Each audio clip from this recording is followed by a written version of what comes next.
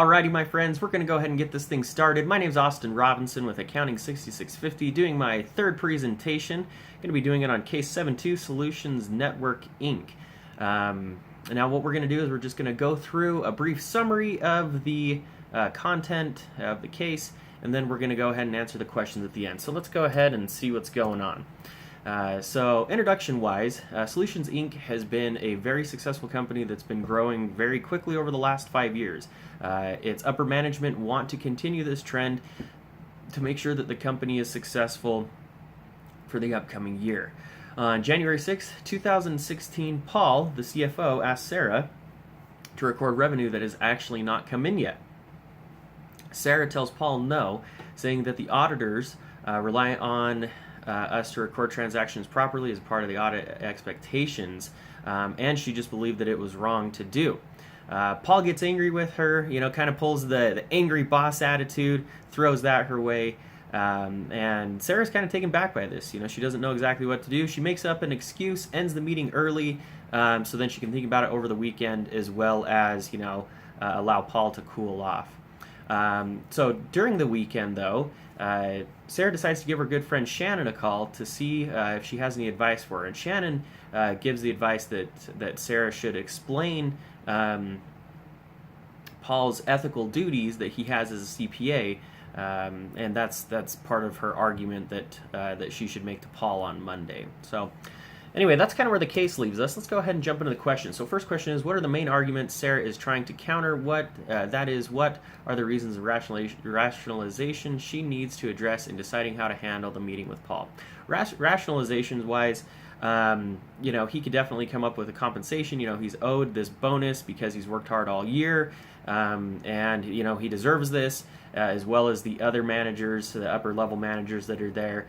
It could be expected or standard practice, that they've done similar things in the past, and that was a part of the case, was that Sarah had even recognized that they had done something like this similarly in the past, and she didn't want it to become a trend, so he could absolutely use that. Or he could just argue, this type of incident is, isolated. It's a one-time thing, and we're not going to do it again. So those are some things that Sarah needs to come prepared to answer or to deal with argument-wise from Paul. Okay, let's look at question 2. What is at stake for the key parties in this case? What are Sarah's ethical obligations to them? Well, I think that the key parties that have something at stake is definitely the relationship between Paul and Sarah. For the good or the bad, this could absolutely change their relationship.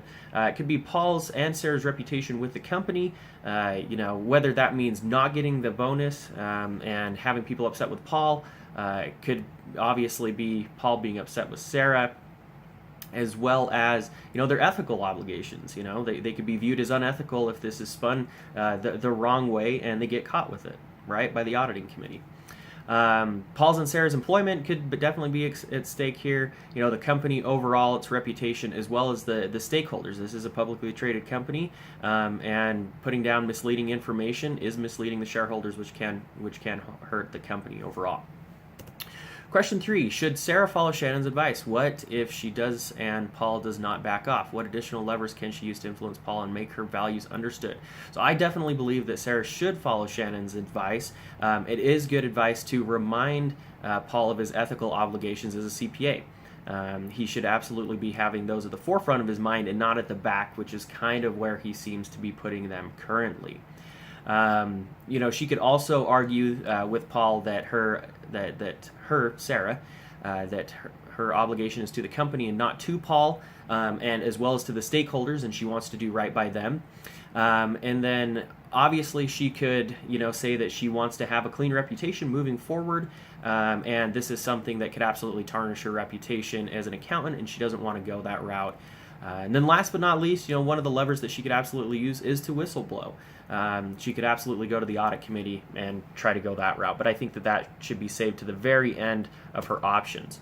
Question 4, what is the most powerful and persuasive response to reasons and rationalizations Sarah needs to address? To whom should the argument be made? When and in what context?